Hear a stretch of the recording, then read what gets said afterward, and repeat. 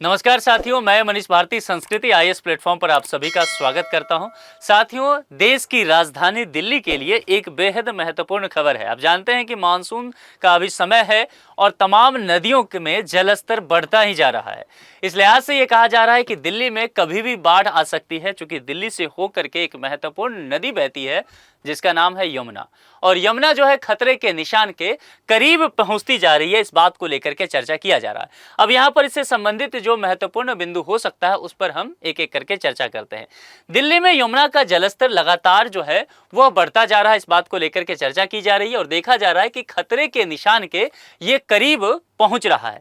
इसके अलावा राजधानी के जो कई तटीय क्षेत्र हैं और जो निचले इलाके हैं वहां पर इस वजह से बाढ़ का खतरा बढ़ता जा रहा है। अधिकारियों ने जलस्तर पर नजर रखने और एहतियात उपाय को सुनिश्चित करने के निर्देश भी जारी कर दिए गए हैं।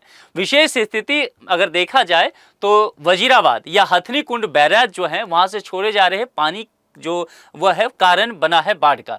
आने वाले 2-3 दिनों पर नजर रखना ज्यादा जरूरी होगा, क्योंकि 2-3 दिनों में जलस्तर में और भी वृद्धि देखा जा सकता है, जिससे गंभीर स्थिति उत्पन्न हो सकता है। वह समझना होगा कि 2-3 दिन के बाद क्या स्थिति होता है। खास करके यहाँ पर अगर दिल्ली के जलस्तर को लेकर के चर्चा करें तो यमुना का जलस्तर दिल्ली के पुराने रेलवे पुल पर 205.22 मीटर तक पहुंच चुका है और खतरे का निशान देखिए यहाँ पर 205.33 मीटर है। कुल मिलाकर के बेहद करीब जा चुका है। बाढ़ की चेतावनी का स्तर जो है वो 204.50 मीटर जो है वह निर्धारित किया गया है। तो कुल मिलाकर के अगर आप देखेंगे तो वह तकरीबन बाढ़ के करीब से जो है वह गुजर चुका है। 206 मीटर पर निचले इलाकों से लोगों की निकासी प्रक्रिया जो है वह शुरू कर दी जाती है। इसके अलावा हथनी कुंड बैराज से प्रति घंटे लगभग 38,897 क्यूसेक पानी और वजीराबाद बैराज से 45,620 क्यूसेक पानी जो है वो लगातार छोड़ा जा रहा है। तो बैराज से छोड़ा गया पानी अब देखना पड़ेगा जो यह 48 से 50 घंटे में दिल्ली पहुंचता है। तो इस स्थिति में यह देखा जाए कि अगला 2 दिन दिल्ली के लिए बेहद महत्वपूर्ण होने वाला है। अब ये 2 दिन में देखा जाएगा कि दिल्ली में जलस्तर कितना बढ़ता है और उस वजह से क्या स्थिति हो सकता है।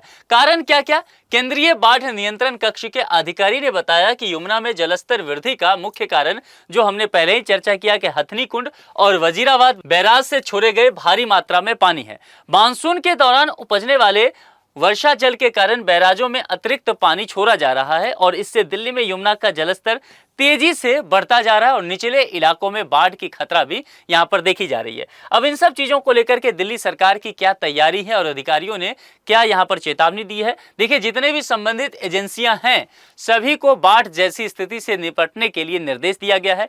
आपदा प्रबंधन टीम और बाढ़ नियंत्रण विभाग ने यमुना के किनारे जो भी बसे इलाके हैं उन पर निगरानी करना शुरू कर दिया है। खास करके निचले इलाकों की बात करेंगे, निचले इलाके में रहने वाले नागरिकों को सुरक्षित स्थान पर हस्तांतरण किया जा रहा है। आम जनता को यह चेतावनी दी गई है कि यमुना के किनारे और निचले इलाके में सतर्क रहे और आवश्यक एहतियात बरतने की कोशिश निश्चित तौर पर करते रहें।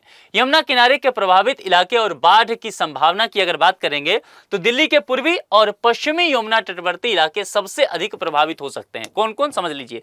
दिल्ली के पूर्वी और पश्चिमी यमुना तटवर्ती एरिया जो है, जिन क्षेत्रों का जलस्तर पहले से ऊंचा है वहां पानी बढ़ने के साथ सड़क और आवासीय इलाके जलमग्न होने की संभावना है। इस स्थिति में लोगों को जल निकासी योजना और आपदा प्रबंधन के निर्देशों का पालन करना अनिवार्य हो जाएगा। अब यहाँ पर 2 चीजें को लेकर के चर्चा जो करेंगे, सबसे पहले जो यहाँ पर हथनी कुंड बैराज को लेकर के बात करते हैं, क्योंकि मैंने क्या कहा कि 2 बैराज ऐसे हैं जहां से पानी को छोड़ा जा रहा है और यही दोनों जो हैं दिल्ली में बाढ़ के कारण बन सकते हैं और इसके लिए 48 से 50 घंटे का समय जो है वो महत्वपूर्ण है, यानी कि अगले 2 दिन की बात की जाएगी। ठीक है, तो यहां पर देखिए हथनी कुंड बैराज की अगर बात किया जाए तो हरियाणा के यमुनानगर जिले में यमुना नदी पर एक स्थित महत्वपूर्ण जलाशय है, जिसे 1996 से 1999 के बीच हरियाणा सिंचाई विभाग ने बनाया था और यह बैराज ताजेवाला बैराज की जगह पर स्थापित किया गया है, जो 1873 में बना था और अब उपयोग में नहीं रखा गया है। ठीक है,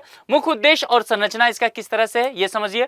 जल वितरण की बात किया जाएगा, यह बैराज यमुना नदी के पानी को पश्चिमी और पूर्वी यमुना नहरों में मोड़ता है, जिससे कुछ राज्य की चर्चा की जाएगी जो कि हरियाणा है, दिल्ली, उत्तर प्रदेश और राजस्थान में सिंचाई के लिए जल आपूर्ति हो पाता है।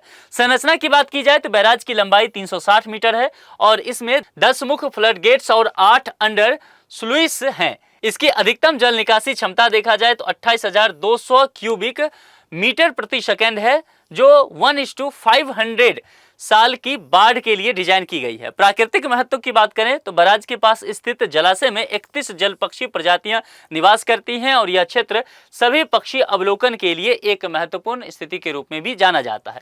इसके अलावा बाढ़ और जलस्तर प्रबंधन की क्या स्थिति है, इसको समझने की कोशिश करेंगे तो हथनीकुंड बैराज का जल प्रवाह दिल्ली में यमुना नदी के जलस्तर को प्रभावित करता है, जिसकी चर्चा हमने अभी भी किया है कि 2 दिन महत्वपूर्ण रहेगा क्योंकि यहां से पानी छोड़ा गया है। उदाहरण के लिए 15 अगस्त 2025 को बैराज से यहां पर बात किया गया है 65,861 क्यूसेक पानी छोड़ा गया है, जिससे दिल्ली में यमुना का जलस्तर चेतावनी के स्तर के करीब पहुंच गया है। और इसीलिए कहा जा रहा है कि हथनीकुंड का पानी जो है जब तक दिल्ली पहुंचेगा तब यह तय किया जाएगा कि यमुना नदी की क्या स्थिति है और दिल्ली में बाढ़ का क्या स्थिति हो सकता है। लेकिन निश्चित तौर पर खास करके जो तटीय इलाकों में रहने वाले लोग हैं, निचले इलाके में रहने वाले लोग हैं, उनको सतर्क रहने की आवश्यकता है। तो यहां पर एक प्रश्न है, इसका जवाब आप कमेंट बॉक्स में लिख करके देंगे। हथनीकुंड बैराज किस राज्य में स्थित है? हरियाणा, हिमाचल प्रदेश, दिल्ली और पंजाब। जो भी आपको जवाब सही लगता हो वो कमेंट बॉक्स में लिख करके आप बताते चलिए। आज के लिए इतना ही। आप सभी का जुड़ने के लिए बहुत बहुत शुक्रिया। Thank you so much.